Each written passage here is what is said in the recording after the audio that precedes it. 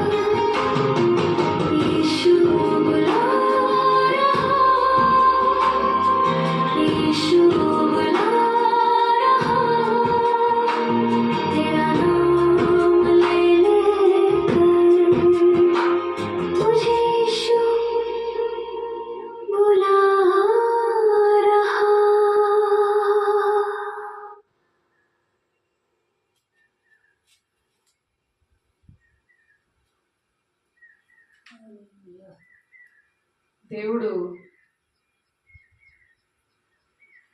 పిలుస్తున్నాడు పాపములో శాపములో ఉన్న బిడ్డల్ని. అది దొంగతనం నువ్వు చేసిన, ఎవరి దగ్గరైనా దోచుకున్నా, దేవునికి కృతజ్ఞత లేకుండా ఉన్నా, హత్య చేసిన ఎటువంటి పాపినైనా సరే దేవుడు నిన్ను పిలుస్తున్నాడు. దేవుని బిడ్డ, ఆ పాపము శాపం ఏం చేస్తుందంటే జీవితాలు పాడైపోయేలా చేస్తుంది. అది దుష్టుడు వల్ల కలుగుతుంది. కాబట్టి దేవుడు ఏమని చెప్తున్నారంటే, మరియు మన ప్రభు యొక్క దీర్ఘశాంతం వహిస్తున్నాడు ఆయన. అందుకే దేవుని అభిషేకం పొందుకున్నాక ఆత్మీయ ఫలములో మరి 9 తొనలు ఉంటాయి, అందులో దీర్ఘశాంతం ఒకటి. అటువంటి అభిషక్తులుగా ఉండి ఎవరైనా సరే దేవుని ఆత్మ పొందుకున్నప్పుడు వాళ్ళకి దీర్ఘశాంతం వస్తుంది. అటువంటి వారిని ప్రేమించి వారి కోసం ప్రార్థన చేయడానికి, అలాంటి కుటుంబాలు బాగు చేయడానికి, అటువంటి వారికి సహాయం చేసినప్పుడు మరి దేవునికి సహాయం చేసినట్టే అని వాక్యం చెప్తుంది.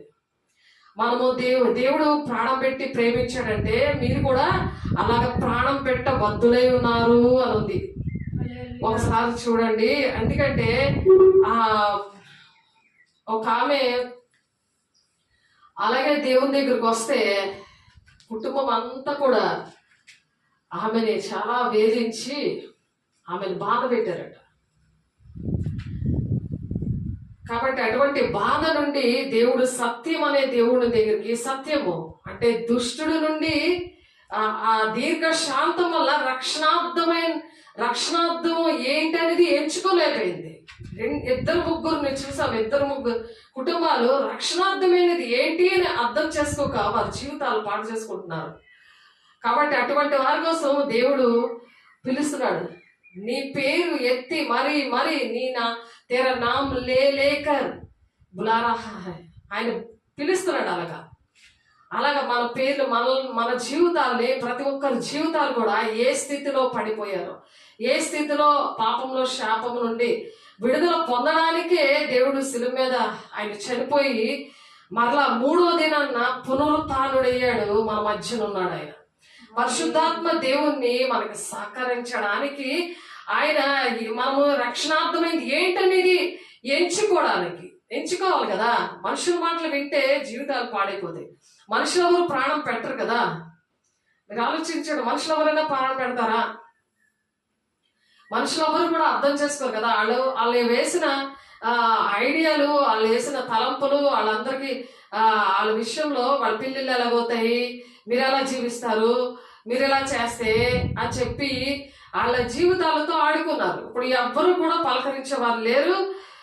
ఎవరు కూడా మరి పాప చనిపోయింది, బాబు ఒకటి చిన్న బాబు ఉన్నాడు, మరి ఆమె పని చేసుకుంటుంది. కాబట్టి దేవుడు అటువంటి వారిని కల్పించి దేవుని ప్రేమని ఆయన ఎలాగైతే మనల్ని ప్రేమించాడో అంత ఎక్కువగా మనం ప్రేమించలేకపోయినా సరే దేవుడు ప్రేమించేలాగా వాళ్ళ కోసం పట్టించుకునేలాగా దేవుడు ఈ గ్రామాన్ని తెచ్చి ఇక్కడ చర్చిలోని మరి ఆ బిడ్డలు రావడానికి దేవుడు సహాయం చేయడుగాక. ఆమేన్. మరి దేవుని యొక్క ప్రణాళికలు ఏటేటి ఉన్నాయో మనం ప్రార్థన చేసినప్పుడు అటువంటి వారిని దేవుడు కల్పిస్తున్నారు. దేవునికి మహిమ కలుగును గాక. మొదటి యోహాను రాసిన పత్రికలో ఎప్పుడు మనం చెప్పుకుంటుంటాము ఆ మాట చూడండి ఒకసారి. మొదటి యోహాను రాసిన పత్రిక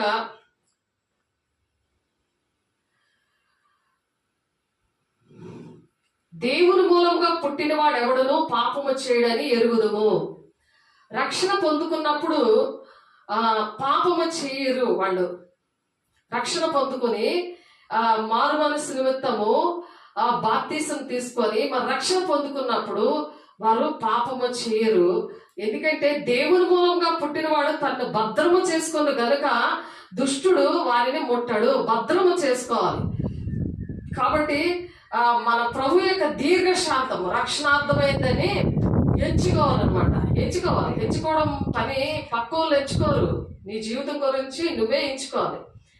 నీ జీవితము, నీ బిడ్డల జీవితము, నీ ద్వారా మరి అక్కడ ఉన్న గ్రామంలో అనేక మంది రక్షించబడతారు. నీ జీవితాన్ని చూసి అనేక మంది బాగుపడతారు. నీలో ఉన్న వెలుగును చూసి అనేకమైన చీకటిలో బంధకాల్లో ఉన్న వారి కోసము దేవుడి భూలోకానికి వచ్చి ఆయన ప్రాణం పెట్టాడే.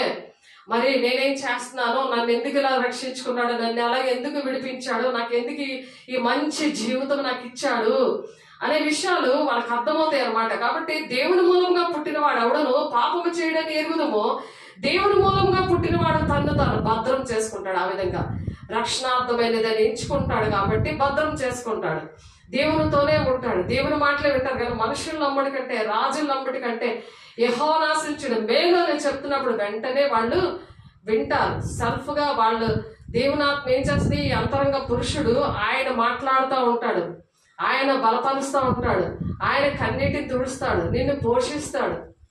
అంతరంగ పురుషుడితో ఉన్న మరి దేవుని బిడ్డలతో ఉన్నప్పుడు వాళ్ళని ఎంతమంది అయితే మరి నా మూలంగా నడిపించబడతారో వాళ్ళే నా కుమారులు, నా కుమార్తెలని ఆయన అనేక మంది కుమారుల కుమార్తెలతో నీకు బంధం కలుగుతాడు. దేవునికి మహిమ కలుగును గాక. అటువంటి బంధము దేవుని బిడ్డలకి ఇక్కడ రావాలని దేవుడు ఇక్కడ నా బిడ్డల్ని తీసుకొని వచ్చాడు. దేవునికి మహిమ కలుగును గాక. కాబట్టి దేవుని మూలంగా పుట్టినవాడు ఎవడను పాపము చేయడని ఎరుగుదము. దేవుని మూలంగా పుట్టినవాడు తను భద్రము చేసుకొని కనుక దుష్టుడు వాడిని ముట్టడు. మనము దేవుని సంబంధమని లోకమందంతయు దుష్టుని అందున్నదని ఎరుగుదము. మనము సత్యవంతుడైన వారిని ఎరగవల్లని దేవుని కుమారుడు వచ్చి మనకు వివేకమును అనుగ్రహించున్నాడని ఎరుగుదము.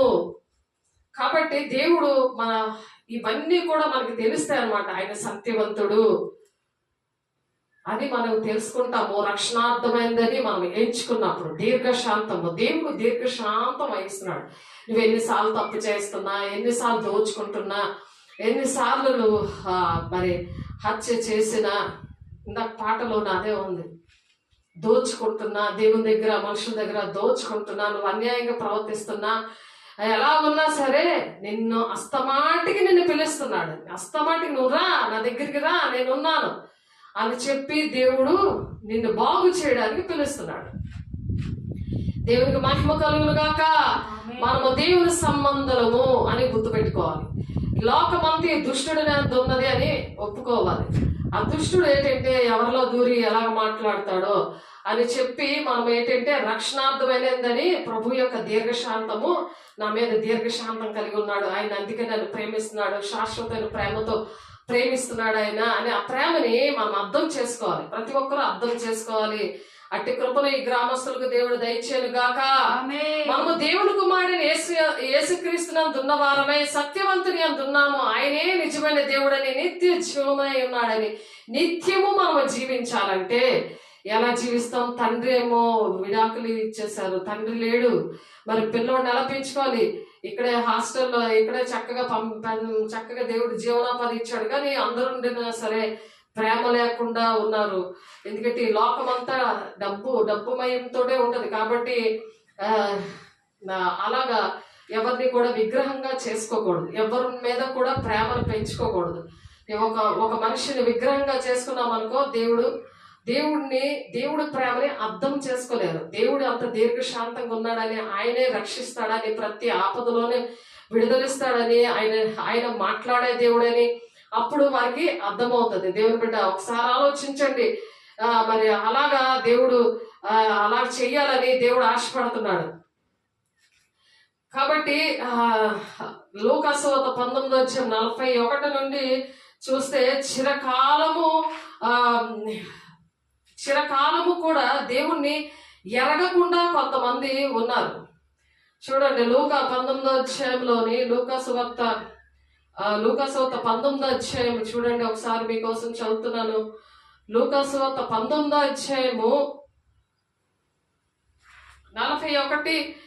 41 నుండి 43 వచనాల్లో చూస్తే, ఆయన పట్టణమునకు సమీపించినప్పుడు దాన్ని చూచి దాని విషయమై ఏడ్చి, నీవును నీ దినమందైనను సమాధాన సంబంధమైన సంగతులను తెలుసుకునే ఎడల నీకెంతో మేలు అంటున్నాడు. ఇది ఏంటంటే సమాధాన, దేవుని పిల్లలతో సమాధానము వచ్చినప్పుడు, దేవునితో సమాధాన పడినప్పుడు మరి దీర్ఘశాంతం, ఆయన ప్రభు యొక్క దీర్ఘశాంతం అది రక్షణార్థమైంది. నాకు ఒక సేఫ్టీ, నాకు ఒక కంచె, ఆయన నన్ను జీవితాంతమైన కాపాడుతాడు అనే విషయాలు తెలుసుకొని సమాధాన బంధమైన సంగతులు అవి తెలుసుకుంటానట నీకెంతో మేలు, కానీ ఇప్పుడు అవి నీ కన్నులకు మరుగు చేయబడి ఉన్నవి. నిన్ను దర్శించిన కాలము నీవు ఎరుగకుంటేవి గనుక నీ శత్రువులు నీ చుట్టూ గట్టు కట్టి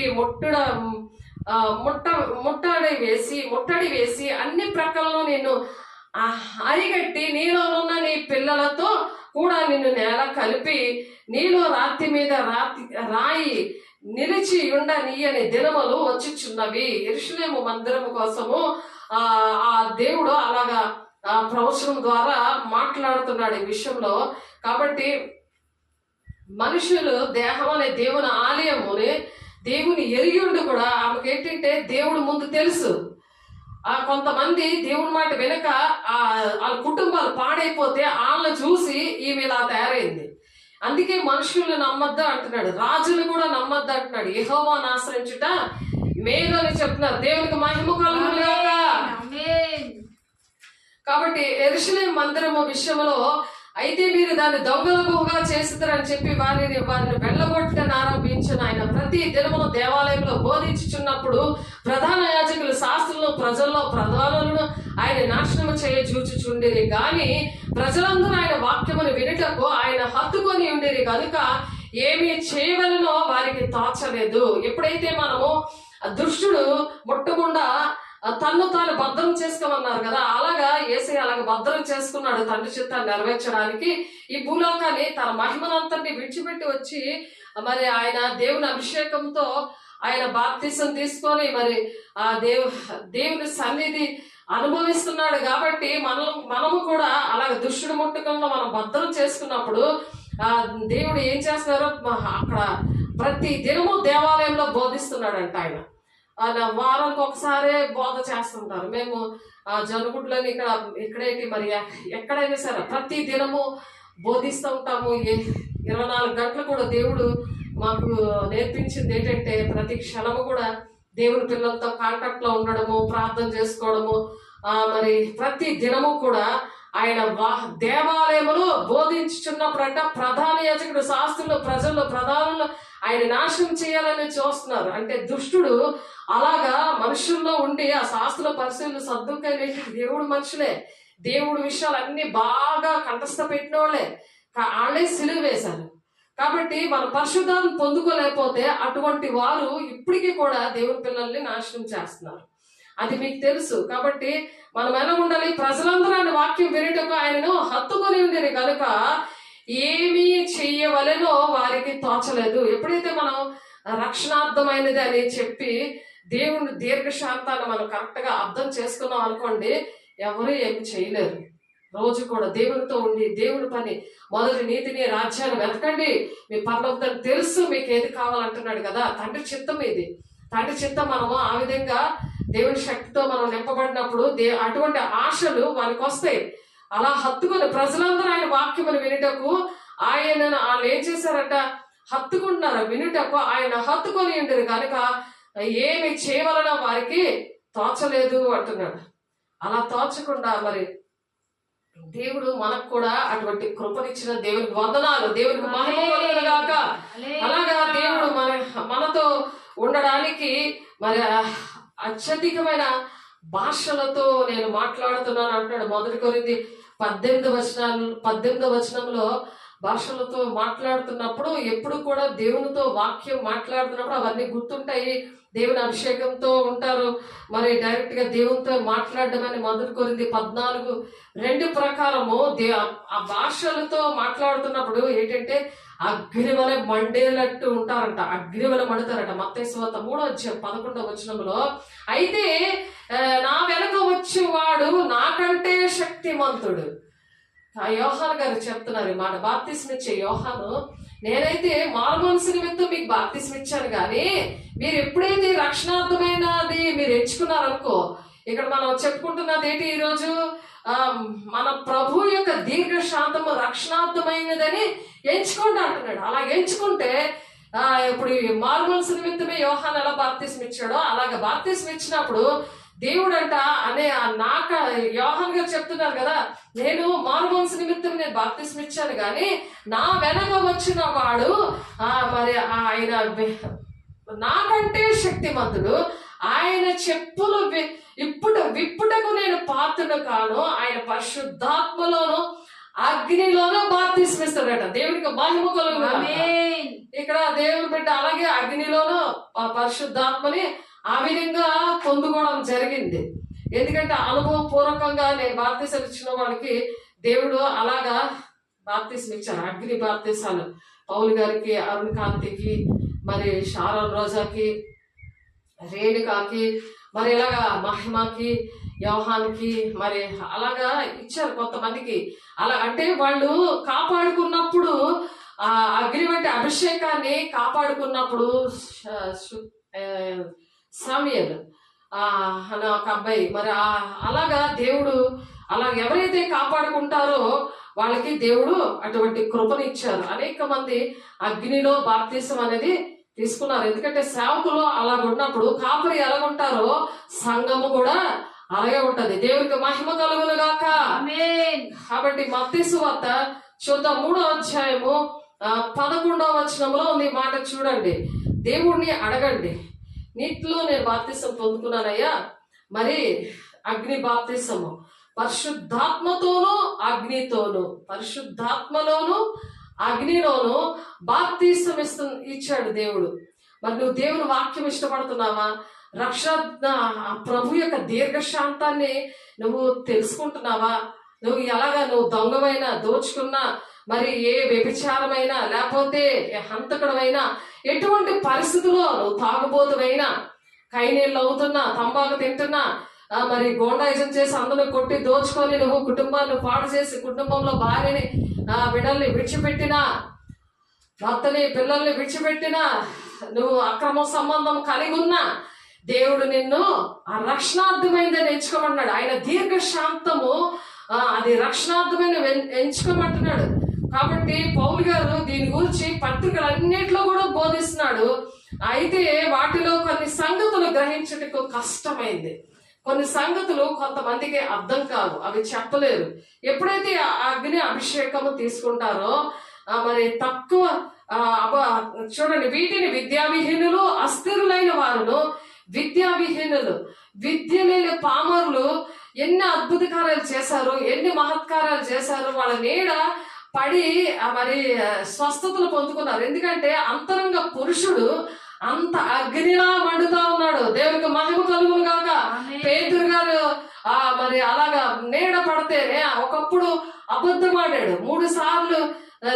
నిన్ను ప్రేమిస్తున్నావా అంటే అవును ప్రభా నిన్ను ప్రేమిస్తున్నా అన్నాడు. పేతురు నన్ను ప్రేమిస్తున్నావు అంటే అవును ప్రభా నిన్ను ప్రేమిస్తున్నాడు. మళ్ళీ 3వసారి చెప్తే అవును ప్రభా నీకే తెలుసు ప్రభా అని అంటాడు. 3వసారి బొంకేసినప్పుడు మరి దేవుడు ఆ సిలువ మీద ఒక చూపు, ఆ చూపుకే చాలా చాలా వేదన పడిపోతాడు సిలువ మీద ఉన్నప్పుడు. అలాగా ఇప్పటికీ కూడా ఆయన సిలువ వేసేటట్టు, ఆయనకు ముళ్ళ కిరీటం పెడుతున్నట్టు మన ఆలోచన ద్వారా, తలంపుల ద్వారా, క్రియల ద్వారా ఆయన బాహాటంగా అలాగా అనుక్షణం కూడా సిలువ వేసేవారుగా ఉన్నారా?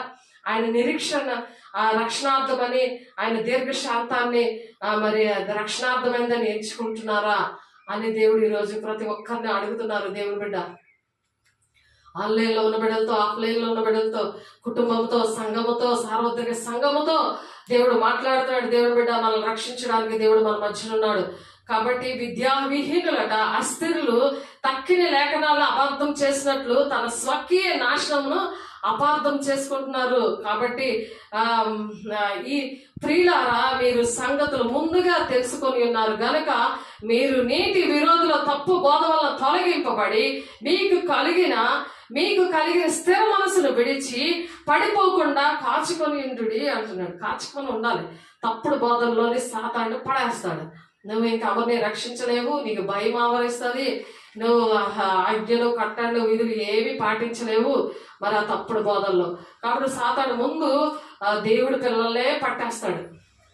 కాబట్టి ఎవరిని మింగుదునా అని గర్జించి సింహంలాగా తిరుగుతా ఉంటాడని వాక్యం అందుకే చెప్తుంది. కాబట్టి మన ప్రభువును రక్షకుడైన యేసుక్రీస్తు అనుగ్రహించు కృపయందును జ్ఞానమందును అభివృద్ధి పొందుడి. ఆయనకు ఇప్పుడును యుగాంత దినం వరకును మహిమ కలుగును గాక. దేవునికి మహిమ కలుగును గాక. దేవునికి మహిమ తెచ్చే పనులు మనము ఆ విధంగా చేయాలి. కాబట్టి అబద్ధం ఆడేవనుకో వెంటనే దూరిపోతాడు. అబద్ధమే కదా ఆఫ్టర్ ఆల్ అనుకుంటారు, కానీ అబద్ధికులు దేవుని రాజ్యాన్ని ప్రవేశించలేదు. అబద్ధమును ప్రేమించి జరిగించే వారు మండ అగ్నిగుండంలో పడిపోతాడని వాక్యం చెప్తుంది. నరకంలో పడ్డానికి అదొక ఆ లిస్టులో ఉంటారు ఈ అబద్ధికులు. కాబట్టి ప్రేమ కలిగి సత్యము చెప్పొచ్చు క్రీస్తు వలె ఉండేటకు మనం అన్ని విషయాల్లో ఎదగాలి. బాప్తిసం తీసుకుని ఎంతకాలం అవుతుంది, దేవుడు తెలుసుకుని ఎంతకాలం అవుతుంది, నీకు చక్కటి ఇల్లు, మరి ఉద్యోగం ఏంటి, నీకు ఆరోగ్యం ఏంటి, నీకు ఐశ్వర్యం ఏంటి, సమస్తము కూడా దేవుడు ఇచ్చాడు కదా. అవన్నీ ఏం చేస్తున్నావు? నీకోసమే నువ్వు స్వార్థంగా ఉన్నావా? స్వార్థ పనులు దేవుని రాజ్యానికి వెళ్ళరు. అలాంటి వాళ్ళని దేవుడు ఎన్నుకోడు, అలాంటి వాళ్ళు ఇష్టపడ్డు. దేవుడు 12 మంది శిష్యుల్ని కూడా ఇష్టపడి పిలిచాడు. వాళ్ళని నిన్ను కూడా రమ్మని పిలుస్తున్నాడు. దేన్ని నువ్వు విగ్రహంగా చేసుకొని ఉంటున్నావు? బద్ధకం, నిద్రమత్తు, స్వార్థము, ప్రేమ లేకుండా, అసూయ, ద్వేషము, ఇంకొకరి మీద నిందలు వేయడం, నాకు దేవుడు ఏడ్ చేశాడని నువ్వు అలాగ ఉంటున్నావా? నువ్వు ఇష్టం వచ్చినట్టు ఉంటున్నావా అలాగా తప్పుడు బోధల్లో? కాబట్టి అది దేవుడు రమ్మని పిలుస్తున్నాడు. పాపంలో ఉన్న వాళ్ళే కాదు, రక్షణ పొందుకొని కూడా పాపంలో మునిగి తేలుతున్నారు. ఎప్పుడైతే దేవునికి దూరంగా ఉంటారో వాళ్ళకి మళ్ళీ ఆ చెడు వ్యసనాలు, ఆ చెడు బుద్ధులు అన్నీ కూడా వచ్చేస్తాయి. అందుకే పాములు, కుక్కలు వాళ్ళకి కళ్ళల్లో కనబడుతుంటాయి, సింహాలు వాళ్ళకి కళ్ళల్లో కనబడుతూ ఉంటాయి. కాబట్టి దేవుడు ప్రతిదీ కూడా చూపిస్తూ ఉంటారు. ప్రార్థన చేస్తున్నప్పుడు, సంఘం ఇక్కడ ప్రార్థన చేస్తున్నప్పుడు ప్రతి ఒక్కరికి చూపిస్తున్నప్పుడు, మరి అనేక మంది నశించిపోతున్నారని ఒకరికి చూపించారు, అబద్ధ బోధకుల గురించి ఒకరికి చూపించారు. కాబట్టి అవి చూపిస్తున్నప్పుడు ఏంటంటే వాళ్ళకి ఆ భారం ఇచ్చాడు కాబట్టి వాళ్ళు ప్రార్థన చెయ్యాలి. అది దేవుడు ఇచ్చిన పని నీకు అని జాగ్రత్తగా ఉండి ప్రేమ కలిగి సత్యము చెప్పొచ్చు క్రీస్తు వలె ఉండుటకు అన్ని విషయాలు ఎదగాలి. అన్ని విషయాల్లో కూడా, అన్ని విషయాల్లో నువ్వు ఎప్పుడైతే దేవుని మాట వింటావో ఆర్థికంగా, శారీరకంగా, ఆత్మీయంగా అన్ని విషయాలు దేవుడు నిన్ను ఎదిగేలాగా చేస్తాడు. కాబట్టి అలాంటి ఎదుగుదల నిజంగా దేవుడు అందరికీ కూడా ఇచ్చును గాక. ఆమేన్. కాబట్టి ఆయన చిత్తమును పూర్ణముగా గ్రహించిన వారునే ప్రతి సత్కార్యములో సఫలులగుచు దేవుని విషయమైన జ్ఞానమందు అభివృద్ధి పొందొచ్చు. అన్ని విషయాల్లో ప్రభువుని సంతోష పెడతా ఉండాలి. మనము దేవుడిని సంతోష పెట్టాలి, అప్పుడు దేవుడు మనల్ని సంతోషపెడతారు. మన సంతోషము దేవుడే, ఆయనలోనే మనం ఆనందిస్తాం. ఫిలిప్పి 4:4 ఉంటుంది కదా, ఎల్లప్పుడూ ఆనందించండి, మరలా చెప్పుదును ఆనందించండి అంటున్నాడు. ఇక్కడ కొలస్సీ 1:10 ఆయన చిత్తమును పూర్ణముగా గ్రహించేవారునే, ఆయన చిత్తను పూర్ణంగా నువ్వు గ్రహించాలి. నీకు పెళ్ళవుతే దేవుని దగ్గరకు వస్తాను, పిల్లలు పుడితే దేవుని దగ్గరికి వస్తాను, ఇవి పాలు తాగి పిల్లలు అడుగుతారు. చాక్లెట్ ఇస్తా మమ్మీ నీ మాట వింటాను అన్నట్టు ఉంటది.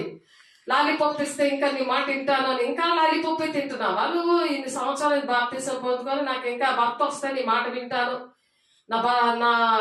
నా కొడుకుకి నాకు వాడికి ఉద్యోగం వచ్చి అక్కడ పెళ్లి అయిపోతే నేను మాట వింటాను. పెళ్లి అవ్వకుండా ఉండడానికి కారణం నువ్వే, అన్ని సబ్జెక్టులు ఫెయిల్ అయిపోవడానికి కారణం నువ్వే, మరి లవ్ అఫైర్స్ అన్ని పెట్టుకోవడానికి కారణం నువ్వే, విగ్రహాల దగ్గరగా తయారవడానికి కారణం నువ్వే. నువ్వు దేవుడు విడిచిపెట్టి, సంఘాన్ని విడిచిపెట్టి మరి కోటీశ్వరాలు అయిపోయినాయని నువ్వు పరిగెడతా ఉంటే మరి సాతానుడు నీ అంట పరిగెడుతున్నాడు. దేవుడు అన్ని జనులకు అప్పచెప్పేస్తానని ఉంది. దేవుడు దుష్టుడికి రోమా 1:24 నువ్వు దేవునికి చోటివ్వకపోతే మరి అపవిత్రతకి అప్పచెప్పేస్తానని ఉంది. మరి రోమా 1:28 భ్రష్ట మనసుకు నిన్న చేయరాని కార్యాలు చేయడానికి నేను భ్రష్ట మనసుకు నేను అప్పచెప్తానని ఉంది. కాబట్టి దానికి కారణం నువ్వే. అన్ని కూడా ఒప్పుకొని ఇప్పటికైనా దేవుని రాజ్యానికి రావడానికి ప్రతి అక్రమాలు, అన్యాయంగా ప్రవర్తించి అన్యాయస్తులు దేవుని రాజ్యానికి వెళ్ళరానుంది కదా. దేవుడికే అన్యాయం చేసినప్పుడు మరి దేవునికి శత్రువుగా ఉన్నప్పుడు నువ్వు ప్రార్థన చేసి వ్యర్థం కదా, నువ్వు ఎక్కడికి వెళ్ళినా వ్యర్థమే కదా. కాబట్టి దేవుని బిడ్డ ఒకసారి మాట వినండి. దేవుని రాజ్యానికి రావడానికి కొన్ని సరి చేసుకోండి. అయితే నా నామమందు భయభక్తులు గలవారందరూ మీ నీతి సూర్యుడు ఉదయించును. ఇప్పుడు దేవుడు ఎప్పుడైతే నీకు ఆ భయము, వాక్యం ఏం చేస్తుంది, భయభక్తులు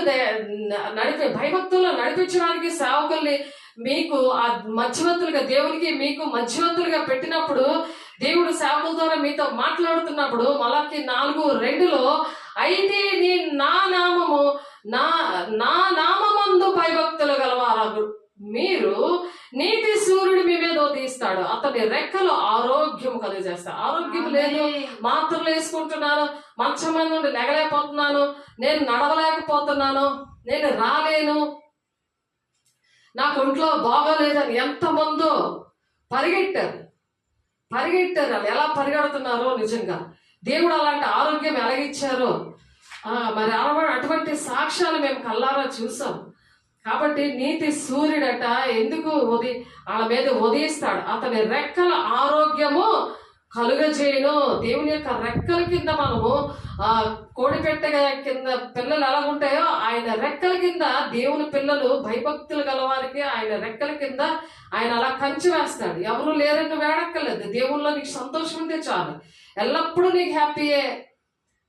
మరి అన్ని కూడా దేవుడు సమకూర్చే దేవుడు.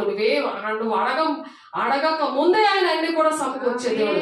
అడుగు వాటికంటే ఊహించే వాటికంటే అత్యధికంగా దేవుడు దీవించే దేవుడు. దేవునికి మహిమ కలుగును గాక. కాబట్టి మీరు బయలుదేరి క్రొవ్విని లేడు దూడల వలె గంతులు వేయిద్దారు. గంతులు ఎవరు వస్తారు? జబ్బు లేయగలరా? చెప్పండి. దేవుడు ఉన్నప్పుడే, పరిశుద్ధాత్మ దేవుడు ఉన్నప్పుడే నువ్వు గంతులు వేస్తావు. లేకపోతే బంధకాలు ఇలా సైతం కూడా ఇలా సంఖ్యలు వేస్తాడు అనుకో నీ కాళ్ళకి, అప్పుడు నువ్వు గంతలేవే. ఎందుకంటే నీతి సూర్యుడు నీ మీద ఉదయించలేదు. ఎందుకంటే దానికి యెహోవా భయభక్తులు లేవు, నీకు భయం లేదు. సాతానుకు భయపడిపోయి సాతాను ఉన్న మనిషిలోని మరి ఆ సాతాను కూతురు భర్త వాళ్ళలో దూరిపోయి నిన్ను బాధ పెడుతుంటే కొడుకులోనో నువ్వు ఆ సాతానికి లోపడిపోతావు. ఎందుకంటే నువ్వు పోరాడేది శరీరంతో కాదు, దురాత్మల సమూహముతో నువ్వు పోరాడుతున్నావు. ఒకటి ఉండదు, సమూహం ఉంటది. అందుకని పందులోకి వెళ్ళిపోమని ప్రార్థన చేస్తే అవి మేము ఎక్కడికి వెళ్ళిపోవాలి అని చెప్పి దెయ్యాలు ప్రార్థన చేస్తాయి దేవుని దగ్గర. దేవా మా టైం ఇంకా రాలేదే, నువ్వెందుకు మమ్మల్ని వెళ్ళిపోమంటున్నావు అని అడుగుతున్నాయి. ఇక్కడేమో అధికారం ఉందా? మనిషిలో ఉండడానికి అధికారం వచ్చే ఆ దోచుకోవడము, ఆ త్రాగుడు, ఆ గోండాయిజం అవన్నీ చేస్తున్నందుకు మరి ఆ సాతానికి నువ్వు లోపడిపోతున్నావు.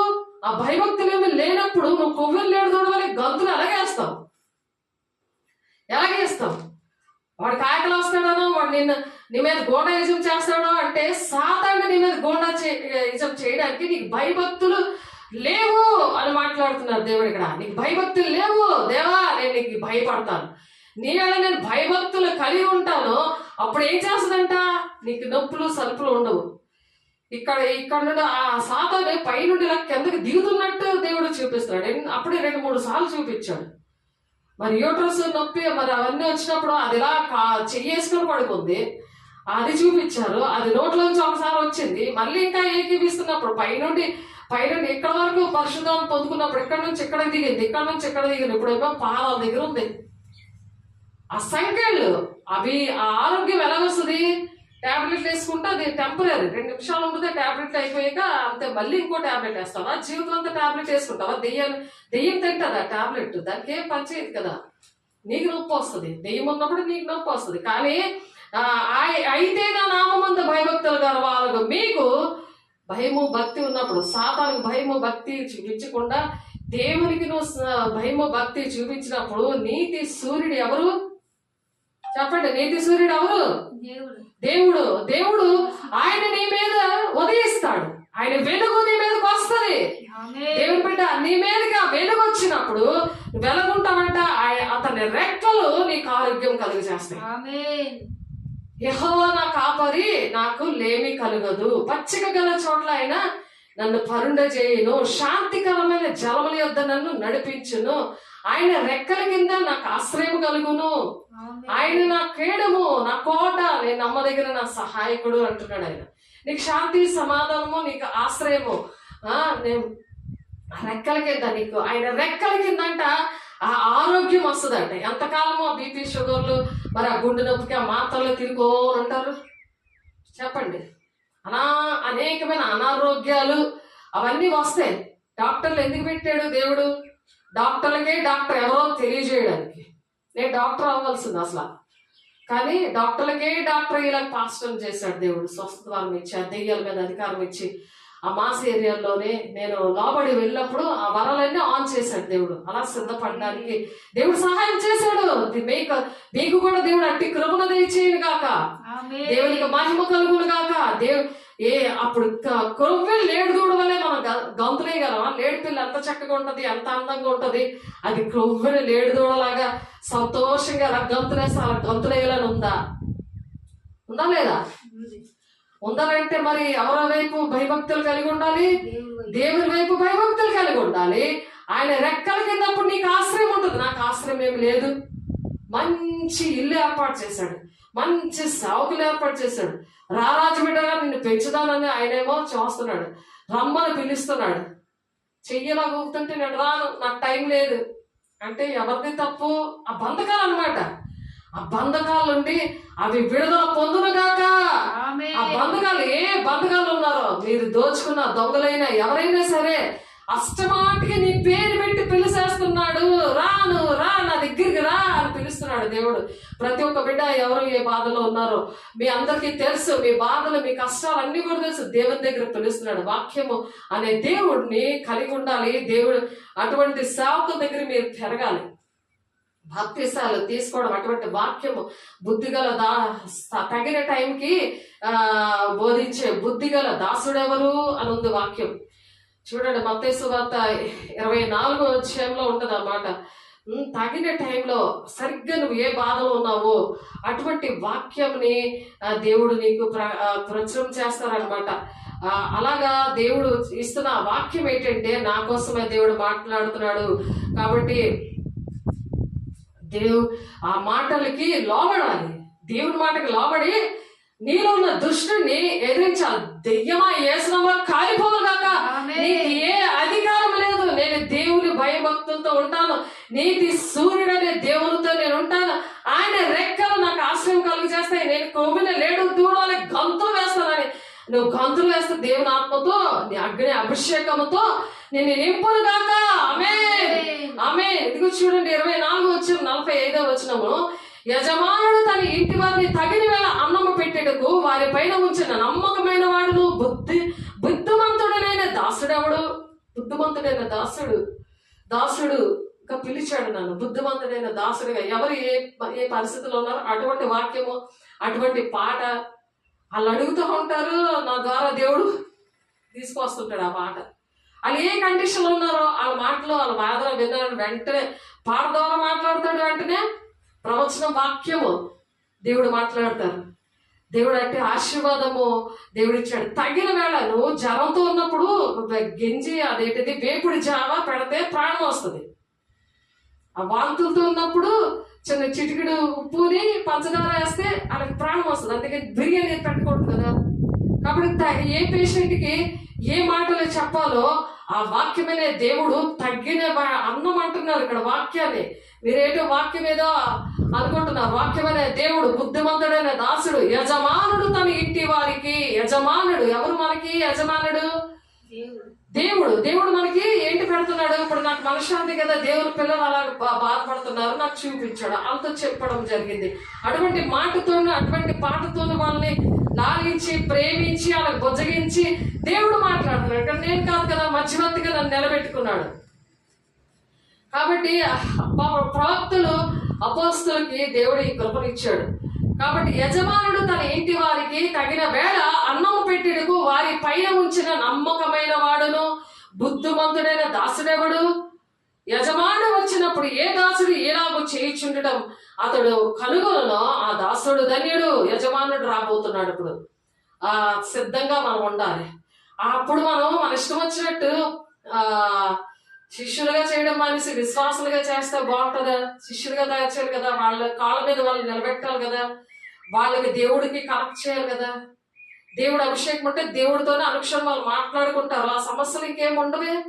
ఆ కుటుంబాలు, అటువంటి కుటుంబాలు బోర్డు మంది రక్షించేలాగా వాళ్ళ శిష్యుల్లాగా మొత్తం అందరినీ కూడా వాళ్ళు ఉన్న ప్లేస్ లోని, వాళ్ళ గ్రామంలోని ఎటు వెళ్తే అక్కడ వాళ్ళు రక్షించడానికి వాళ్ళు ఇష్టపడతారు కదా. దేవుని అభిషేకం, అగ్ని అభిషేకము ఆ పని చేస్తుంది. నువ్వు అది అగ్ని అభిషేకాన్ని నిర్లక్ష్య పెట్టావు అనుకో, ఆ రక్షణార్థమైన మారు మనసును పొందలేకపోతున్నావు అనుకో, అది నువ్వు దేవుని దీర్ఘశాంతాన్ని నువ్వు నిర్లక్ష్య పెట్టావు అనుకో, దేవుడు మరి రాబోతున్నాడు, జాగ్రత్త అని చెప్తున్నాడు. దేవుని బిడ్డ ఒకసారి ఆలోచించు, నువ్వు సిద్ధంగా ఉన్నావా? అతడు తన యావదాస్తి మీద వారిని నుంచునని మీతో నిశ్చయముగా చెప్పుచున్నాను. అతని యావదాస్తి మీద నిన్ను ఒక అధికారిగా పెడతానంటున్నాడు. యావదాస్తి, దేవుడు మన పరలోక బ్యాంకులను మన ఆస్తి అంతా అక్కడ ఉంటుంది. మనం ఎక్కడ పరిచయాలు చేస్తున్నాం, ఎక్కడ నువ్వు నిన్ను వల్ల నీ పొరుగు వాళ్ళని ప్రేమించి వాళ్ళకి డబ్బులు ఎక్కడైనా దొరుకుతుంది, ఆహారం ఎక్కడైనా ఉంటుంది, కానీ దేవుని శక్తి అనే మాటలు ఎక్కడ దొరుకుతాయి. నువ్వు వాళ్ళని స్వస్థపరిచినప్పుడు అక్కడ విడుదల వస్తుంది. అప్పుడు దేవుడి శక్తి అనేది ఏంటో, దేవుని మనిషిలో ఉన్న ఆ గుణం ఏంటో, దేవుని ప్రేమ ఏదో నువ్వు నీలో దేవుడు చూడాలనుకుంటున్నాడు. నువ్వు దేవుని లాగా నువ్వు బ్రతకాలని దేవుడు ఆశపడుతున్నాడు. దేవుని బిడ్డ, దేవుని వాక్యం ఎవరు ఎరుగుతారో వారు దేవుళ్ళు అని అంటున్నాడు. దేవుడు లాగా వచ్చావమ్మా, నిన్ను మర్చిపోలేరు వాళ్ళు, నిన్ను ప్రేమించడం మానేది. నువ్వు దేవునికి అప్పుడు కనెక్ట్ చేస్తావు. నువ్వు దేవుళ్ళ కూర్చుండిపోవు వాళ్ళ దగ్గర, నువ్వు విగ్రహంగా అయిపోవు. మనం విగ్రహంగా అవ్వకూడదు, దేవునికి కనెక్ట్ చేయాలి. వాళ్ళు కూడా దేవుని బిడ్డలుగా తయారు చేయాలి, వాళ్ళ కుటుంబాలు రక్షించుకోవడానికి. యేసప్ప అలాగే దేవుని వాళ్ళ కుటుంబాన్ని రక్షించుకున్నాడు. ఆ పాపము నుండి పారిపోయాడు ఆయన. నువ్వు పాపం నుండి పారిపోతున్నావా? దాన్ని కౌలించుకొని పడుకుంటున్నావా? నా కొడుకు, నా తల్లి, నా తండ్రి, నా ఉద్యోగము, నా కార్లు, నా బిల్డింగ్లు అనుకొని కూర్చొని ఉంటున్నావా? ఒకసారి ఆలోచించుకో. అవన్నిటికీ దేవుడు లెక్క అడుగుతాడు. దేవుని బిడ్డ, నువ్వు ప్రజలను మోసం చేసావు, సంఘాలు మోసం చేసావు అనుకుంటున్నావు. దేవుడినే మోసం చేసి దేవుడి మీదే తిరుగుబాటు చేసిన ఆ ఇశ్రాయేలు ప్రజల లాగా ఉండకూడదు. వాళ్ళు ఏంటంటే విడవబడిన గుంపులో ఉండి అవన్నీ సిద్ధపాటు లేకపోతే ఇప్పుడు రక్షించబడి ఇప్పుడు చక్కగా దేవుడు తండ్రి చిత్తాన్ని నెరవేర్చడానికి నువ్వు సహకరించావనుకో, దేవుని రాజ్యాన్ని కట్టడానికి నువ్వు సహకరించావనుకో, దేవుని ఆజ్ఞలు పాటిస్తూ ఆయన విధులు ఆయన కట్టడలు అనుసరిస్తూ అక్రమాలు కట్టుకుంటూ నువ్వు సహకరించావు అనుకో, ఎత్తబడే గుంపులో ఉంటాం. చాలా శ్రమ దినాలు, మరి 7 ఏళ్ళు శ్రమ దినాలు వస్తాయి. అవన్నీ తట్టుకోవడానికి మరి దేవుడు మరి సహాయం చేయునుగాక. ఆ దాసుడు కనిపెట్టని దినములోను వాడు అనుకొనని గడియలోను వారి యజమానుడు వచ్చి వారి నరిగించి వేషధారులతో కూడా వారికి పాలు నియమించును. ఎప్పుడైతే నువ్వు అలాగా నిర్లక్ష్యంగా ఉన్నావు అనుకో, దేవుని రక్షణ విషయంలో నువ్వు నిర్లక్ష్యంగా ఉన్నావు అనుకో, ఎంచుకోకుండా దేవుని మనం ఈరోజు ఏం చెప్పుకుంటున్నాము? ప్రభు యొక్క దీర్ఘ శాంతము. ఆయన దీర్ఘ శాంతముతో నీకు ఏ పనిష్మెంట్ ఇవ్వట్లేదని, నిన్నెవరు అడగట్లేదని, దీర్ఘశాంతంతో దేవుని సేవకులు దేవుడు మరి అంత దీర్ఘశాంతంతో ఉన్నప్పుడు రక్షణార్థమైంది అని, ఆ దీర్ఘశాంతం నీకు రక్షణార్థమైందని ఎంచుకొని నీ పని ఏంటో, నీ దేవుడు నీకు ఇచ్చిన ప్రణాళిక ఏంటో అవన్నీ కూడా తెలుసుకొని ఆ దాసుడు కనిపెట్టని దినములో వస్తాడంట. వాడు అనుకున్న గడియలో వాని యజమానుడు వచ్చి వాని నరికించి వేషధారతో కూడా వారికి పాలు నియమించును. అక్కడ ఏడ్పును పండ్లు కొరుకుటయు ఉండును. కాబట్టి ఆ స్థితి తెచ్చుకోకుండా అగ్ని అభిషేకము పొందుకోమంటున్నాడు దేవుడు. ఆ నవీన స్వభావాన్ని ధరించుకోమని మనం చెప్పుకున్న ఎఫెసీ 4:24 కాబట్టి గలతీ సంఘముతో చెప్తున్న గలతీ రాసిన పత్రిక 3:27 ఈ అగ్ని బాప్తిసం తీసుకున్నప్పుడు ఎలా ఉంటారు వాళ్ళు, వారి పరిస్థితులు ఎలా ఉంటాయో కొన్ని విషయాలు చూద్దాము. యోహాను ఎక్కడ మత్తయి సువార్త 3:11 మనం చదివాం కదా. ఇప్పుడు మారు మనసు నిమిత్తము నేను నీళ్లలో మీకు బాప్తిసం ఇచ్చుచున్నాను, అయితే నా వెనక వచ్చేవాడు నాకంటే శక్తిమంతుడు. ఆ శక్తిమంతుడు ఎవరో నీకు అర్థం కావట్లేదు. నువ్వు మనుషుల్నే చూస్తున్నావు. నీకు మారు మనసు నిమిత్తం నీకు బాప్తిసం ఇచ్చారు కదా, ఆ మనుషుల వైపే నీ కళ్ళు ఉన్నాయి. కానీ దేవుడు నీకు అగ్ని బాప్తిసం కావాలంటే ఆ వెనక వచ్చేవాడు శక్తివంతుడట.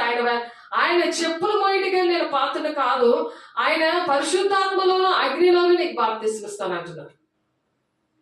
కాబట్టి అపోస్తలుల కార్యం 1:5 కూడా యోహాను నీళ్లతో బాప్తిసం ఇచ్చాడు కానీ కొద్ది దినములలోగా మీరు పరిశుద్ధాత్మలో బాప్తిసం పొందుదురు. పరిశుద్ధాత్మలో బాప్తిసం పొందుకుంటారు. నా ఆత్మీయ పిల్లలందరూ కూడా జనగుడ్లో, ధరంపూర్లో, ఇంగాపల్లిలో, మేడపల్లిలో మరి దేవుడు పని చేశారు. అరకు వ్యాలీలో, అలాగా జమ్మూలో దేవుడు పని చేశారండి. అలాగా పరిశుద్ధాత్మ అభిషేకం పొందుకొని మరి పని చేశారండి. ఎన్నో కార్యాలు దేవుడు చేశాడు. దేవునికి మహిమ కలుగును గాక. ఇప్పుడు గోకులంలో కూడా దేవుడు ఏర్పాటు చేశాడు. దేవుడికి మహిమ కలుగును గాక. కాబట్టి గలతీయులు 3:27-28 ఈ బాప్తిసం పొందుకున్న వారి విషయంలో దేవుడు ఏం చెప్తున్నారంటే క్రీస్తును ధరించుకున్నారట. నువ్వు ధరించుకున్నది ఏంటి? క్రీస్తుని ధరించుకున్నావా? ఇంకా బంధకాలని కాళ్ళని పట్టుకొని ఉన్నాయా? నీ ఒంటిని, కాళ్ళని, నీ గుండెని, నీ కళ్ళుని, నీ చెవుల్ని దేవుని వాక్యం వినేయకుండా, దేవుని స్వరం వినేయకుండా, దేవుడు చెప్పినవి నువ్వు రాయనివ్వకుండా నీ చేతులు పట్టుకున్నాయా బంధకాలు? అన్ని రాసుకుంటావు. ఎందుకు దేవుని మాటలు రాసుకోలేవు? దేవుడు నిన్ను ప్రేమించి ప్రాణప్రియుడిలాగా ఆయన ఉన్నాడు కదా. ఇందాక మనం చెప్పుకున్నాం, ఏది ఇచ్చినా సరే రాజీ పడకుండా, ఎవరికి కూడా లొంగకుండా దేవుడి విషయంలోనే. మరి సామెతలు 6:34 ఉంది ఆ మాట. ఆ భర్త అయిన దేవుడు ఎలాగా ఏది ఇచ్చినా సరే అది లొంగకుండా ఉన్నారు. అలాంటి భర్త అయిన దేవుడిని కలిగి ఉన్నవారు, అటువంటి అభిషేకం ఉన్నవాడు. కాబట్టి క్రీస్తులోనికి బాప్తిసం పొందిన మీరందరూ క్రీస్తును ధరించుకున్నారు. ఆ ధరించుకున్నవారట యూదుడని గ్రీసు దేశస్థుడని లేదు, దాసుడని స్వతంత్రుడని లేదు, పురుషుడని స్త్రీ అని లేదు, యేసుక్రీస్తునందు మీరందరూ ఏకముగా ఉన్నారు. అందరూ ఏకమే. స్త్రీ మాట్లాడకూడదు, అది వేరే విషయం. అది ఆ సిచ్యువేషన్ వేరు. ఆ యోధా ప్రజలు స్త్రీలు చాలా మాస్ ఏరియాలోనే గొడవలు ఆడుకుంటారు కదా, అలాంటి వాళ్ళు. కాబట్టి వాళ్ళ విషయంలో దేవుడు పౌలు అలా చెప్పాడు. మరి పౌలు పౌలుకి సహకరిస్తున్న వాళ్ళ పేర్లు అందరివి కూడా జీవగ్రంథంలో రాయండి అని ఎందుకు చెప్పాడు? ఫిలిప్పి 4:3 ఉండదు అన్నమాట. ఎందుకు చెప్పాడు? సహకరించారు. ఫీబే మరి రోమా ప్రభుత్వం ఎంతో దారుణమైన, ఎంతో భయంకరమైన ప్రభుత్వం అది. అందులో యోహాన్ గారు నూనెలో కూడా వేపేశారు. ఆయనే చచ్చిపోలేదని మరి అక్కడ పద్మాసు దీపంలో వేసేశారు. అలాంటి ఏరియాకి ఫీబే కూడా నేను బాప్తిసం ఇవ్వక ముందు అక్కడ జొన్నగుడిలో ఆమెకి దేవుడే చెప్పారు ఫీబే అని. ఏప్రిల్ 4వ తారీఖు నేను బాప్తిసం తీసుకోమని చెప్పాను. ఆమెకి ఫీబే అని పేరు చెప్పారు. చూడండి, అటువంటి బిడ్డలను లేవనెత్తాడు దేవుడు. కాబట్టి ఇందులో యూదుడని గ్రీసు దేశస్థుడని లేదు, దాసుడని స్వతంత్రుడని లేదు, పురుషుడని స్త్రీ అని లేదు. మరి వాక్యము ఎందుకు చెప్తున్నారో అర్థం చేసుకోరు. దేనికోసం చెప్తారో దాని ముందు వెనకాతల ఏం జరిగిందో అవేమీ అర్థం చేసుకోరు. మరి దెబోరా ఎలాగా మరి న్యాయాధిపతిగా పనిచేసింది, తను ఎలాగ ఇటువంటి ఏరియాల్లో చేసింది, గోండాయిజం ఏరియాల్లో తను పని చేసింది.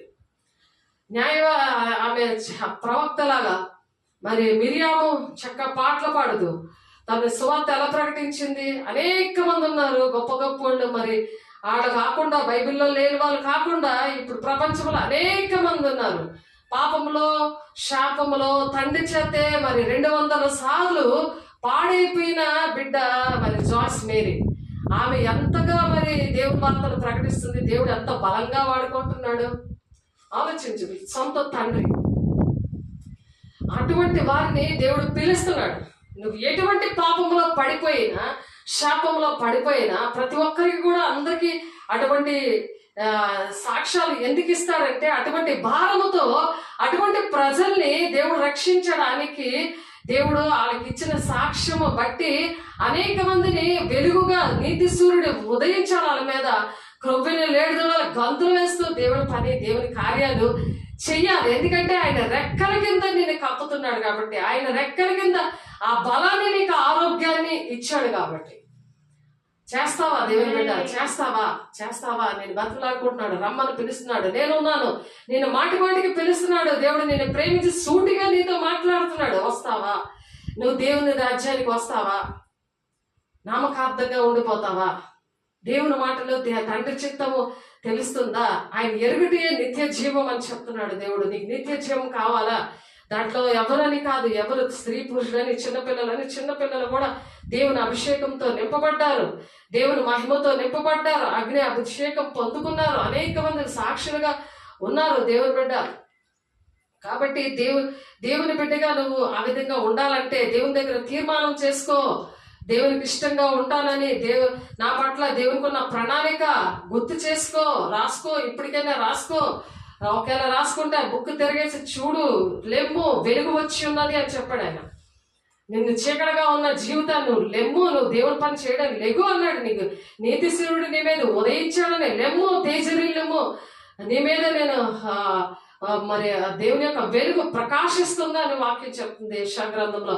కాబట్టి నేను దప్పిగల వాని మీద నీళ్లను, ఎండిన భూమి మీద ప్రవాహ జలమును కుమ్మరించదును, నీ సంతతి మీద నా ఆత్మను కుమ్మరించదును, నీకు పుట్టిన వారిని నేను ఆశీర్వదిస్తానంటాడు. నువ్వు దేవుళ్ళు పుట్టలేదు, నీ పుట్టిన వారు శాపగ్రస్తులుగా ఉన్నారు. దానికి సేవకుల మీద నిందేసి, దేవుడి మీద నిందేసి, నాకు జవాబులు రావట్లేదు అని నువ్వు ఇంకా ఎక్కడెక్కడ తిరుగుతావు? అన్ని దేశాలన్నీ అన్ని దగ్గరికి తిరిగేసావు. ఏం విడుదల వస్తుంది? ఇంకా చీకట్లు ఎక్కువ పడతాయి, ఇంకా పాపం ఎక్కువ అవుతుంది, ఇంకా అక్రమం ఎక్కువ అవుతుంది. యెషయా 44:3 దేవుడు మాట్లాడుతున్నారు, దేవుని బిడ్డలారా, ప్రతి ఒక్కరు కూడా దేవుడు అపోస్తల బోధలో దేవుడు ఏర్పాటు చేసింది అది ఆదిమ సంఘం. అది అక్కడ 3000 మంది బాప్తిసం పొందుకున్నారు. అలాగ చిలకరింపు, అలాగ అక్కడ దేవుని శక్తితో అలాగ నింపబడ్డారు. అందరికీ కూర్చోబెట్టి బాప్తిసాలు ఇవ్వలేదు. వాక్యం, దేవుని వాక్యం, అలాగా వాక్యం రాసి దేవుడు చేసిన కార్యాలు చూస్తే ఈ భూలోకమైందైనా చాలదని యోహాను పత్రిక లాస్ట్ అధ్యాయంలో లాస్ట్ వచనంలో ఉంది. అది భూలోకమైందైనా చాలదు, నువ్వు అందులోనే పట్టుకొని ఏలాడుతుంటే అందులో కూడా ఉన్నాయి. నాకు అన్ని చూపించండి, ఎక్కడ ఉన్నాయో చూపించండి అని అంటే నీకు ఎన్ని చూపించినా నీ బుర్ర పని చేయకపోతే ఆ దెయ్యం, ఆ దుష్టుడు అలా నిన్ను పట్టేస్తుంటే ఆ బంధకాలన్నీ ఏస్తున్నాములో విడుదల ప్రకటిస్తున్నాను. మరణకరమైన పాపము, అది మరణకరమైన పాపము, అదేంటంటే ఆ మరణం నుండి విడుదల ఇచ్చేది దేవుడే. దేవుని దగ్గరే తీర్మానం చేసుకోవాలి. కాబట్టి మరణముకు ఉన్న ఆకాలు లాంటి పాపము చేయకూడదు. ఆ విగ్రహాన్ని తీసేసాకే అందరికీ కూడా ఇశ్రాయేల్ ప్రజలకు విడుదల వచ్చింది, లేకపోతే విడుదల లేదు. అలాగే కుటుంబానికి ఏంటి, గ్రామానికి ఏంటి, సంఘానికి ఏంటి విడుదల రాదు అలాంటి మనుషుల వల్ల. కాబట్టి మరణకరమైన పాపం కలదు, మరణకరము కాని పాపం కలదు. దానికి ఎంత ప్రార్థన చేసినా విడుదల అందుకే రావట్లేదు. అది అర్థం చేసుకొని, నేను దప్పిగల వాని మీద నీళ్ళని, ఎండిన భూమి మీద ప్రవాహ జలమును కుమ్మరిస్తానంటున్నాను. అటువంటి వారి మీద ఎండిపోయిన జీవితము ఎండిపోతుంది. చెట్టు, ఒక అతనికి ఎండిపోయిన చెట్టు కనిపించి అప్పుడే 10-15 సంవత్సరాలు అయిపోయింది, ఇంకా దారుణంగా తయారయ్యాడు, కానీ మనిషిలో మార్పు లేదు. దేవుడు చూపిస్తాడు, మేము కన్నీరు కారుస్తుంటే నీకే చూపిస్తాడు. నువ్వు వినవు, నువ్వు ప్రార్థన చేయకపోయినా నేను దేవుడు నీతో మాట్లాడుతున్నాడు. పలకరించకపోయినా నువ్వు పలకరిస్తున్నావు అని ఒక పాట ఉంటుంది. మాట్లాడకపోయినా నాతో మాట్లాడుతున్నాను అని ఉంది. అలాంటి పాటలు ఉన్నాయి. కాబట్టి ఎందుకు అంటే నీ వెనకాల సేవకులు ప్రార్థన చేస్తుంటారు. నిన్ను ఇష్టపడి నీ మీద నువ్వు దేవుని బిడ్డవని దేవుడు ఎంతో ఆశపడి మాకు భారం పెట్టి ప్రార్థన చేస్తున్నప్పుడు దేవుడు నీకు ఎన్ని విషయాలు చెప్పినా అవి రాసుకోకుండా ఉంటే మరి దేవుడు ఇప్పటికీ కూడా దేవుడు ప్రేమించి నీతో ఏం మాట్లాడుతున్నారంటే రక్షణార్థమైనదని ఎంచుకో అంటున్నాడు. ఆయన దీర్ఘశాంతం, ప్రభు యొక్క దీర్ఘశాంతం, అది నీకు రక్షణార్థమైనదని ఎంచుకో. ఎందుకు ఎంచుకుంటావంటే, ఎందుకు ఎంచుకోవాలంటే నువ్వు బాధపడుతున్నావు కదా నీ పిల్లల కోసం, నీ కుటుంబం కోసం. నేను దప్పిగల వాని మీద నీళ్లను కుమ్మరిస్తా అంటాడు. మరి ఎవరు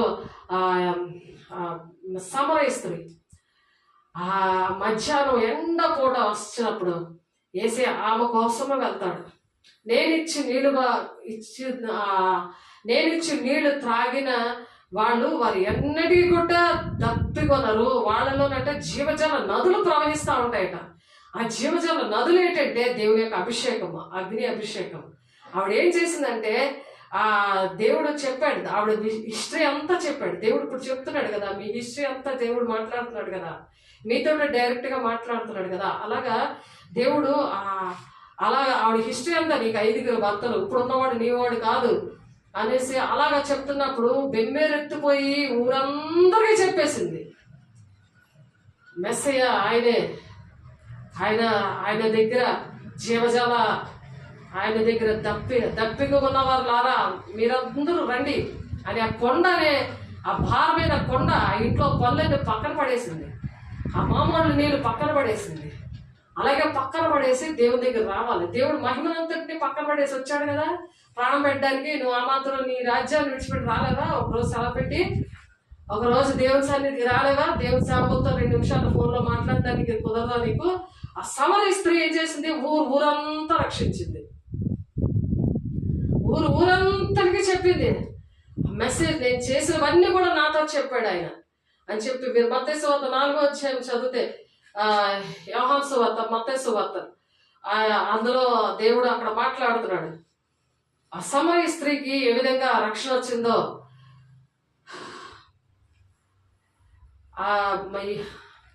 ఆ బావి దగ్గర యాకోబు బావి, యోహాను సువార్త 4వ అధ్యాయం అక్కడ యాకోబు బావి ఉండేను గనుక యేసు ప్రయాణం వలన అలసి ఉన్న రీతినే ఆ బావి యొద్ద కూర్చుండను. అప్పటికి ఇంచుమించు 12 గంటలయ్యాను. సమరయ స్త్రీ ఒకటి నీళ్లు చేదుకొనుటకు అక్కడికి రాగా యేసు నాకు దాహమునకిమ్మని ఆమెను అడిగాను. ఆయన శిష్యుల ఆహారము కొనుటకు ఊరిలోనికి వెళ్ళి ఉండిరి. ఆ సమరయ స్త్రీ యూదుడవైన నీవు సమరయ స్త్రీనైన నన్ను దాహమునకిమ్మని ఎలాగ అడుగుచున్నావని ఆయనతో అడిగింది. అంటే అంటూ ముట్టు ఉంది అక్కడ. ఎలాగ అడుగుతున్నావు? నేను ఎవరు లేనప్పుడు 12 గంటలకు అందుకే వచ్చాను. నువ్వు నన్ను ఎలాగ అడిగేస్తున్నావు? వీళ్ళందరూ నన్ను అడగరే, నువ్వు ఎలాగ అడుగుతున్నావు అడుగుతున్నావు. అందుకు యేసు నీవు దేవుని వరమును నాకు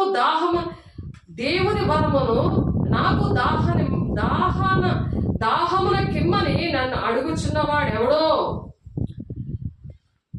దేవుడు వచ్చి నీకు దాహము అని అడుగుతున్నాడు. అసలు ఎవడో నీకు తెలియదు, ఆయన ఎవరో నీకు తెలియదు. అలాగే నువ్వు కూడా దేవుడు ఎవరో నీకు తెలియట్లేదు. సమరయ స్త్రీలాగా లోక స్నేహం చేసి లోకానుసారమైన ఆ తప్పుడు బోధనలో నేను తిరుగుతా, అవే ఆత్మలో నువ్వు పరీక్షించుకోకుండా ఆదివారం పూట ఆరాధన చేసేద్దామని తల్లిదండ్రులు నిన్ను అడుగుతుంటే నువ్వు పోతున్నావు, వాళ్ళని కూడా నిలిపేస్తున్నావు. వాళ్ళకైతే ఏం అర్థం కావట్లేదు. నీ పని చూసి, నీ పనులు చూసి వాళ్ళకి ఏం అర్థం అవట్లేదు. వాళ్ళు రక్షించబడరు, నీ కుటుంబాన్ని నువ్వు రక్షించుకోవు, నువ్వు రక్షించబడవు. మరి యోసేపు ఎలా తల్లిదండ్రుల్ని అందరినీ రక్షించుకున్నాడు?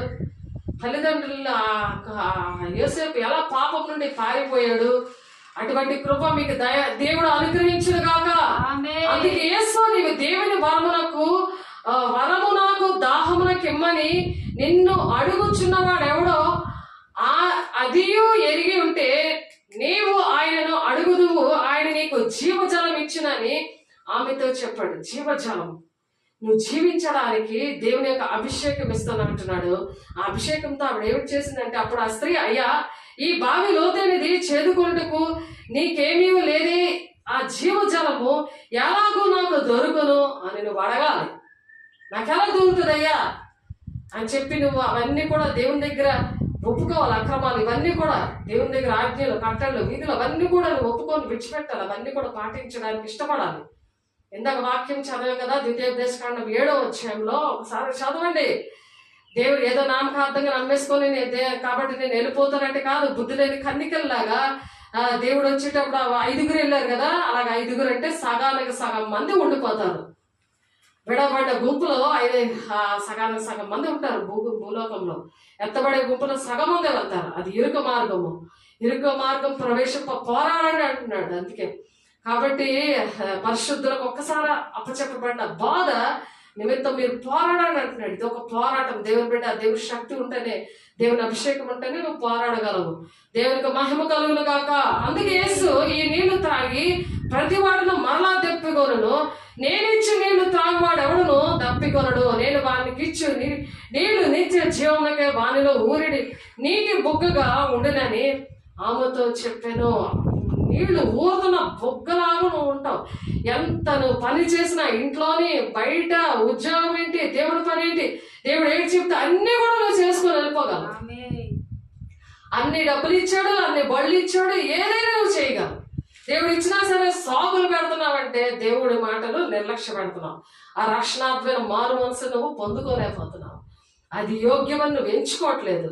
ఎందుకంటే నీకు అటువంటి వాక్యం నచ్చట్లేదు. నా సాతానుగాడు ఆ బంధకాల నుండి విడుదల పొందుదుగాక. ఆమేన్. ఎవరైతే అటువంటి బంధకాలు ఉన్నారో దేవుని బిడ్డ, నేను ఈ రోజు మరి రక్షణార్థమైన మారుమనసు పొందుకోమంటున్నాడు. దేవుని చిత్తానుసారమైన దుఃఖం అంట అది రక్షణార్థమైన మారుమనసు కలుగుతుంది. పరిశుద్ధాత్మ దేవుడు వచ్చినప్పుడు, అగ్ని బాప్తిసం పొందుకున్నప్పుడు నీకు ఆ రక్షణార్థమైన మారుమనసు వస్తుంది. ఆ గుండె వేదన అవన్నీ కూడా తెలుస్తాయి. మా పితరులు ఈ పర్వతమందు ఆరాధించిరి గాని ఆరాధించవలసిన స్థలము యెరూషలేములో ఉన్నదని మీరు చెప్పుదురని ఆయనతో అనగా, యేసు ఆమెతో ఇట్లనెను, అమ్మ, ఒక కాలము వచ్చుచున్నది, ఆ కాలమందు ఈ పర్వతం మీదనైనను యెరూషలేములోనైనను మీరు తండ్రిని ఆరాధింపరు. నా మాట నమ్మము. మీరు మీకు తెలియని దానిని ఆరాధించుదురు, మేము మాకు తెలిసిన దాన్ని ఆరాధించువారము. రక్షణ యూదులలో నుండియే కలుగుచున్నది. అయితే యథార్థముగా ఆరాధించేవారు ఆత్మతోనూ సత్యంతోనూ ఆరాధిస్తారు. యథార్థంగా మీరు ఆరాధించారనుకో ఆత్మ మీలోకి వస్తుంది. యథార్థంగా ఆరాధించట్లేదు కాబట్టి ఆత్మ మీలోకి రాదు. సత్య స్వరూపైన దేవుణ్ణి పొందుకోలేదు కాబట్టి సత్యంలో ఉండలేరు. అబద్ధికుడైన సాతానుతోటే మీరు ఉంటున్నారు. ఎన్నిసార్లు చెప్పినా సరే, ఎన్నిసార్లు గద్దించడం, లోబడిన వారికి శ్రమ అంటున్నాడు. ఆ శ్రమలో రాకముందే దేవుడు మిమ్మల్ని దీవించిన గాక. కాబట్టి యేసు నీతో మాట్లాడుచున్న నేనే ఆయనను ఆమెతో చెప్పి, ఎంతలో ఆయన శిష్యులు వచ్చి ఆయన స్త్రీతో మాట్లాడుతూ చూచి ఆశ్చర్యపరుడి గాని నీకేమి కావాలని అయినను ఆమెతో, ఎందుకు ఆ స్త్రీ తన కుండ విడిచిపెట్టి ఊరిలోనికి వెళ్ళి, మీరు వచ్చి నేను చేసినవన్నీ నాతో చెప్పిన మనుషుల్ని చూడండి, ఈయన క్రీస్తుగాడ అని ఆ ఊరితో చెప్పగా, వారు ఊరిలో నుండి బయలుదేరి ఆయన యొద్దకు వచ్చి చుండిరి. అలాగే శిష్యులు బోధకుడా భోజనము చేయమని ఆయనను వేడుకొనిరి. అందుకు ఆయన భుజించటకు, మీకు తెలియని ఆహారం నాకు ఉన్నదని వారితో చెప్తున్నాడు. అన్నము, ఇందాక మనం అన్నం కోసం చెప్పుకున్నాం కదా, తగిన కాలంలో బుద్ధిమంతుడైన దాసుడు పెడతాడని. అటువంటిది ఆయనకి తండ్రి చిత్తం నెరవేర్చడం నాకు ఆహారమైంది అంటాడు. కాబట్టి అలాగా దేవుని అగ్ని అభిషేకము పొందుకున్న దేవుడు నా వెనక వచ్చిన వాడు పరిశుద్ధాత్మలోనే అగ్నిలోనే బాప్తిసం ఇచ్చే దేవుడు. ఎవరికైతే అటువంటి అగ్ని బాప్తిసం ఇస్తాడో వాళ్ళకి ఆగలేదు. మేము అనుభవంతో చెప్తున్నాము. దేవుని సంఘము కాపరి ఎలాగుంటే సంఘం కూడా అలాగే ఉన్నది. ఆ సంఘంలో ఉన్న బిడ్డలు కూడా అలాగే సహకరిస్తారు. ఆ సహకారుల పేర్లు జీవ గ్రంథంలో ఉండును గాక. ఆమేన్. వినువాడును కోయివాడును కూడా సంతోషించినట్లు కోయివాడు జీతం పుచ్చుకొని నిత్య జీవార్థమైన ఫలము సమకూర్చుకునుచున్నాడు. నిత్య జీవార్థమైన ఫలాన్ని సమకూర్చుకుంటున్నాడు. అలా సమకూర్చుకోవాలి. దేవుని బిడ్డ ఈ లోకంలో ఉండగానే అవన్నీ ఫలాలన్నీ గంపడ ఫలాలు బస్సులో నుంచి పారేసినట్టు వచ్చినట్టు కాదు, అవన్నీ సమకూర్చినట్టు మళ్ళీ దేవుడు ఇచ్చినగాక. ఇంకా 4 నెలలైన తర్వాత కోతకాలం వచ్చుచున్నది మీరు చెప్పుదురు కదా, ఇదిగో మీ కన్నులెత్తి పొలమును చూడండి, అవి ఇప్పుడే తెల్లబారి కోతకు వచ్చి ఉన్నవని మీతో చెప్పుచున్నాను. విత్తువాడును కోయివాడును కూడా సంతోషించినట్లు కోయివాడు జీతం పుచ్చుకొని నిత్య జీవార్థమైన ఫలము సమకూర్చుకొనుచున్నాడు. విత్తువాడొకడు కోయివాడొకడును మాట ఈ విషయంలో సత్యమే. మీరు దేనిని గూర్చి కష్టపడలేదో దానిని కోయిటిగా మిమ్మను పంపితిని. దేనిని గూర్చి కష్టపడలేదో, మీరు దేని గురించి అయితే కష్టపడలేదో అంటే కోత విస్తారంగా ఉంది అని చెప్తున్నాడు. కోత విస్తారంగా ఉందంటే నిన్ను దేవుడు అభిషేకించాడు. నీకు దేవుడు ఏ పని చెప్పాడు. అనేక మంది దేవుని పేదలకి సువార్తను ప్రకటించడానికి అభిషేకించాడు. చెరలో ఉన్న వారిని, బంధకాల్లో ఉన్న వారిని విడిపించడానికి అభిషేకించాడు. గ్లోరీ గాస్పెల్ చర్చ్ ఆర్గనైజేషన్ అనే దానికి మరి స్టాండర్డ్గా దేవుడు దాన్ని స్థిరపరిచాడు, బలపరిచాడు. దాని విషయంలో దేవుడు బాధ్యత వహించి నేను పిలుస్తున్నాడు. నువ్వు వస్తావా? దేవుడు మాట్లాడుతున్నాడు. నువ్వు ఏ పరిస్థితిలో ఉన్నా సరే దేవుడు నిన్ను పిలుస్తున్నాడని మనం పాట పాడుకున్నాము. దేవుడు నిన్ను అట్టి కృపణ దేవుడు నీకు అనుగ్రహించిన గాక. ఆ సమయంలో ఆయన యొద్దకు వచ్చి తమ యొద్ద ఉండమని ఆయనను వేడుకొనేది కనుక ఆయన అక్కడ 2 దినములు ఉండేను. చూసారా, అక్కడికి వచ్చి మరి దేవుడు అక్కడ ఉన్నాడు. ఆయనకి అది ఆహారం, తండ్రి చిత్తం నెరవేర్చడం. 2 దినములైన తర్వాత ఆయన అక్కడ నుండి బయలుదేరి గలిలయకు వెళ్ళాడంట. ఎందుకనగా ప్రవక్త దేశంలో ఘనత పొందడని యేసు సాక్ష్యం ఇచ్చాను. గలిలీలో కూడా అక్కడ అక్కడ ఉన్నారనమాట. యెరూషలేములో అక్కడ పండుగ జరుగుతుంది కాబట్టి అక్కడ ఏం చేశారు, నీళ్ళగా ద్రాక్షారసంగా చేశాడు ఆ గలిలీ దగ్గర. కాబట్టి దేవుడి కార్యాలు అలాగా అద్భుతకరంగా నీతి సూర్యుడిగా నేను ఉదయించినప్పుడు నీకు కొవ్విన లేడుదొడగలే గంతులు వేస్తూ నువ్వు అలాగా దేవునికి ఇష్టంగా నువ్వు ఎక్కడుంటే అక్కడ నేను చేయగలవు. దేవుని రాజ్యానికి ప్రవేశించడానికి దేవుడు అట్టి కృపను దయచేను గాక. ప్రార్థన చేసుకుందాము. కళ్ళు మూసుకోండి. పరిశుద్ధుడా, ప్రేమ గల దేవ, తీర్మానం చేసుకోండి. దేవుడు మాట్లాడే విషయాలన్నీ కూడా తీర్మానం చేసుకోండి.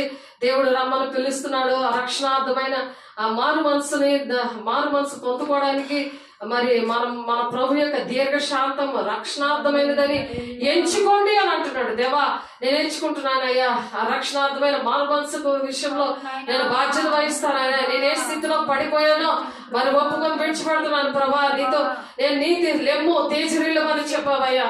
నీతి సూర్యుడిగా నా మీద ఉదయిస్తున్నా దేవా.